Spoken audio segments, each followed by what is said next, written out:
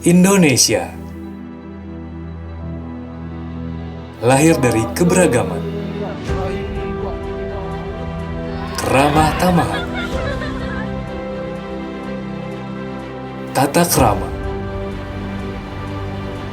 keanekaragaman hayati, dan budaya. Nusantara membentang luas, keindahan tak terbatas. Bangsa besar yang bineka, negeri yang subur, kaya, dan sejahtera.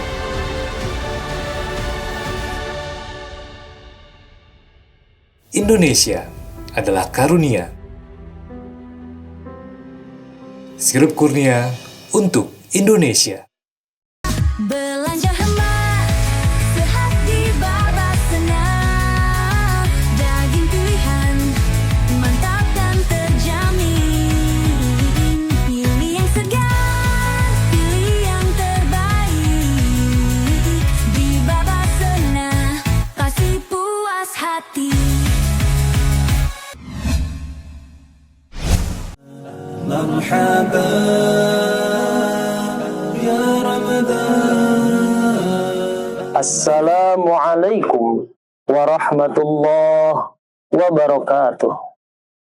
A'udzu billah. Bismillah. Alhamdulillah. Assalatu wassalamu ala Rasulillah wa ala alihi wa sahbihi wa mawala. Qala Allah Ta'ala fi kitabihil karim wa huwa asdaqul qailin. A'udzu billahi minasy syaithanir rajim. Bismillahirrahmanirrahim. Ya ayyuhalladzina amanu kutiba 'alaikumus syiyamu kama kutiba 'alal ladzina min qablikum la'allakum tattaqun. Ayyaman ma'dudat.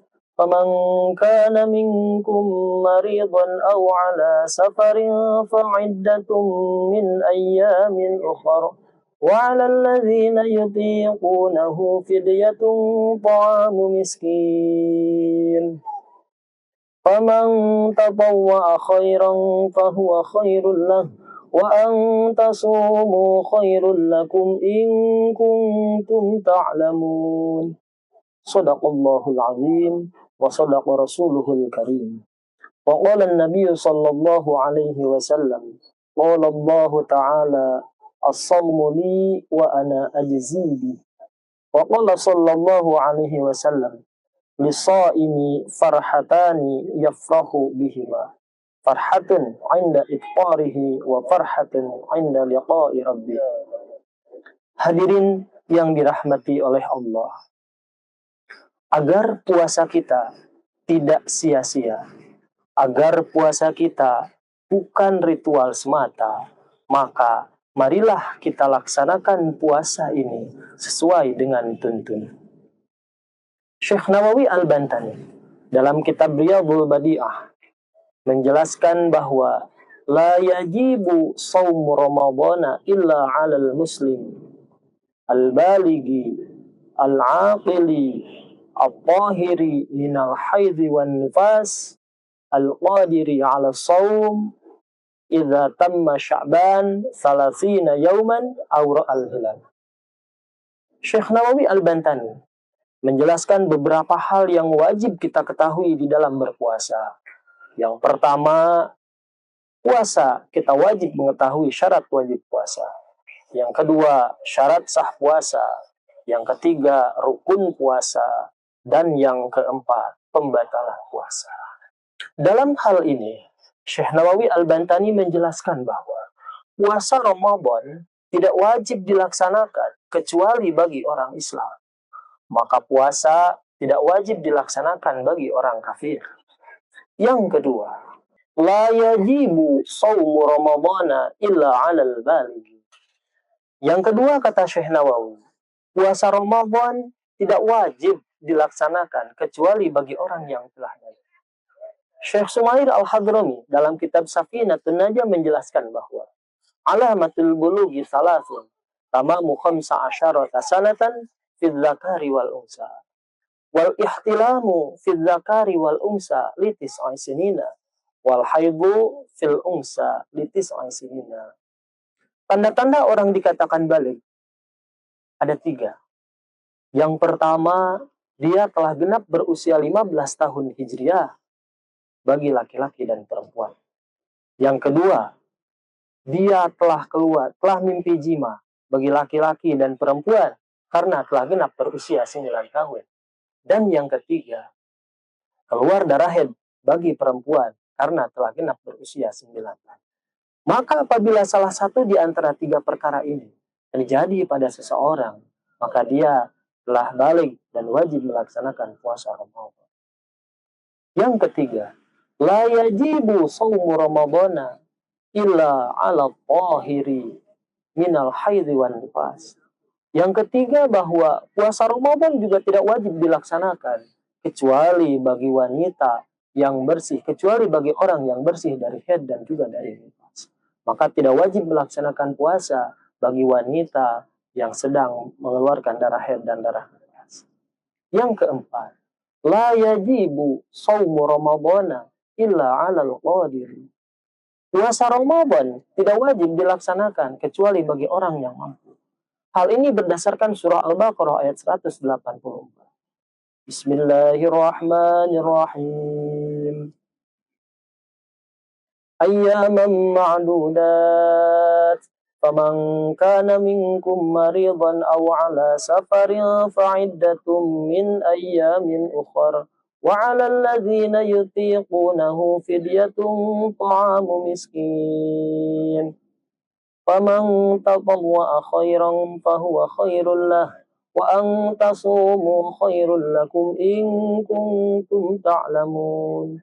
Beberapa hari yang ditentukan. Maka barang siapa di antara kalian yang sakit atau sedang dalam perjalanan, maka boleh mengganti puasa pada hari yang lain. Dan barang siapa yang tidak mampu melaksanakannya, maka dia membayar fidyah. Dalam hal ini, orang sakit dikatakan tidak mampu untuk melaksanakan puasa. Namun, Syekh Nawawi Al-Bantani membagi klasifikasi sakit mana yang diperbolehkan untuk tidak berpuasa. Yang pertama, ada sakit yang memang boleh berbuka, yaitu sakit madharat sampai dia diperbolehkan untuk bertayamum. Yang kedua, ada sakit yang memang dia wajib untuk berbuka dan haram melanjutkan puasa. Sakit yang seperti apa? Yaitu sakit yang menyebabkan kemadharatan, bahkan bisa sampai hilang kemanfaatan anggota tubuh jika dia melaksanakan puasa. Maka dalam hal ini orang tersebut wajib membatalkan puasa. Dan yang ketiga, sakit ringan yang memang lebih utama untuk berpuasa. Hal ini berdasarkan surah Al-Baqarah 184. Faman tatawwa'a khairan fahuwa khairul lah. Wa an tasumu khairul lakum in kuntum ta'lamun.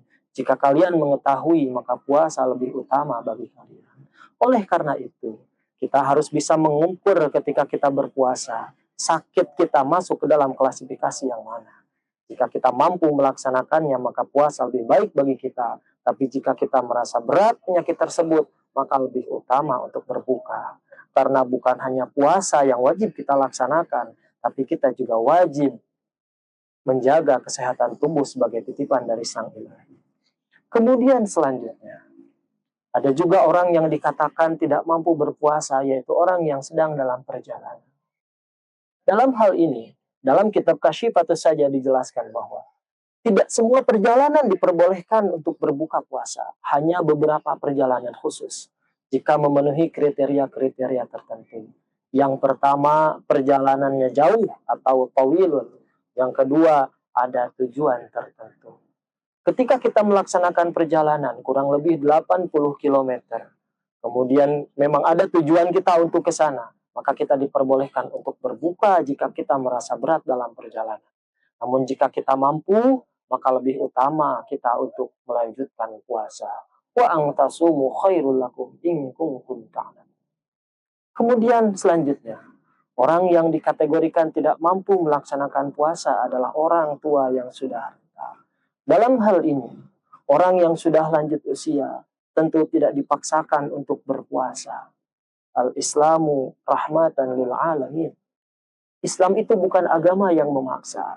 Bagi seseorang yang sudah memiliki usia lanjut, maka dia diperbolehkan untuk tidak melakukan puasa Ramadan, bahkan dia tidak diwajibkan untuk mengqadha. Kemudian seperti apa dia mengganti puasa tersebut? Yaitu dengan membayar fidyah kepada orang miskin, memberikan makanan kepada orang miskin. 1 hari 1 fidyah. Kemudian selanjutnya, dalam ilmu fikih, Syekh Nawawi juga menjelaskan bahwa wanita hamil termasuk orang yang tidak mampu untuk berpuasa.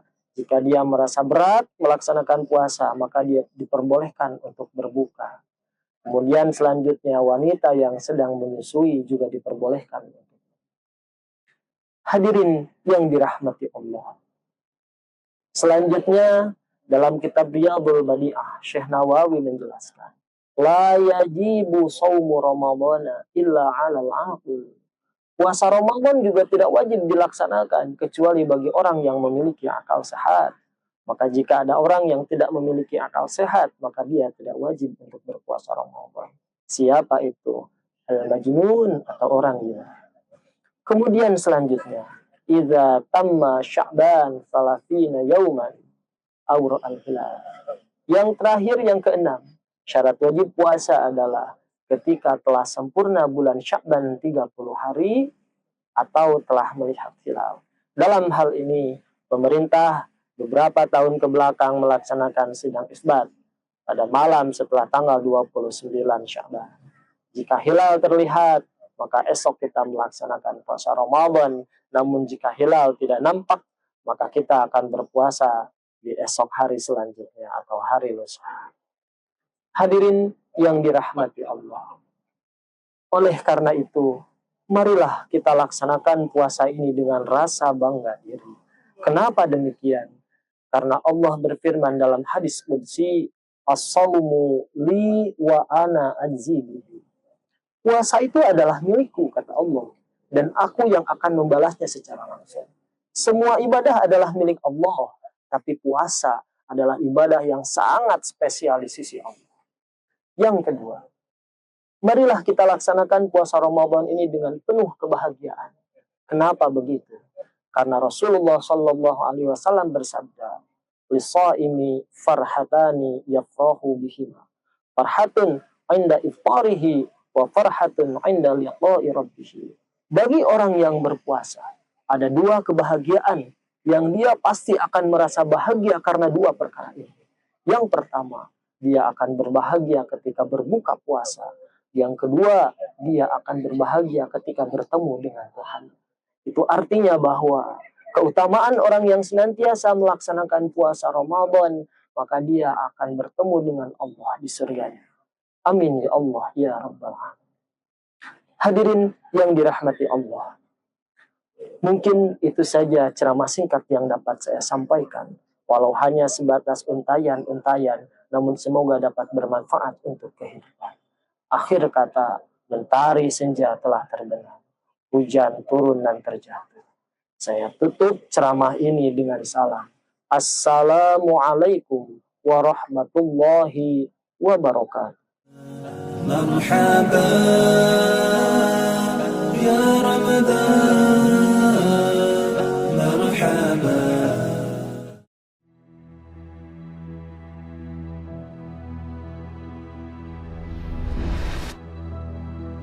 Indonesia lahir dari keberagaman, keramah tamahan, tata krama, keanekaragaman hayati, dan budaya. Nusantara membentang luas, keindahan tak terbatas. Bangsa besar yang bineka, negeri yang subur, kaya, dan sejahtera.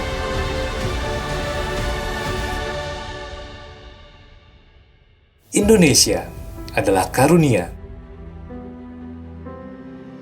Sirup kurnia untuk Indonesia.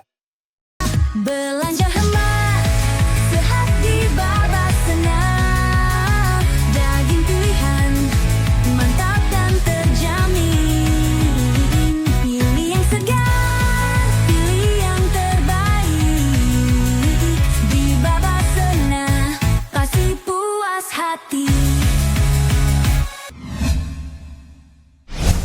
Assalamualaikum warahmatullahi wabarakatuh. Marhaban ya Ramadan. Saya Profesor Dr. Haji Muhammad Adil MA, PLT Rektor UIN Raden Patah Palembang, mengucapkan selamat menjalankan ibadah puasa pada bulan Ramadan tahun 1446 Hijriah. Semoga amal kita di bulan yang suci ini mendapatkan keberkahan dari Allah Subhanahu wa taala. Amin ya rabbal alamin. Assalamualaikum warahmatullahi wabarakatuh. Assalamualaikum warahmatullahi wabarakatuh. Marhaban ya Ramadan. Saya Hari Apiansa, Wakil Ketua DPRD Kota Palembang, mengucapkan selamat menunaikan ibadah puasa 1446 Hijriah. Semoga di bulan yang suci ini kita senantiasa diberkahi kesehatan, kekuatan iman, dan kemudahan dalam menjalankan ibadah puasa. Wassalamualaikum warahmatullahi wabarakatuh.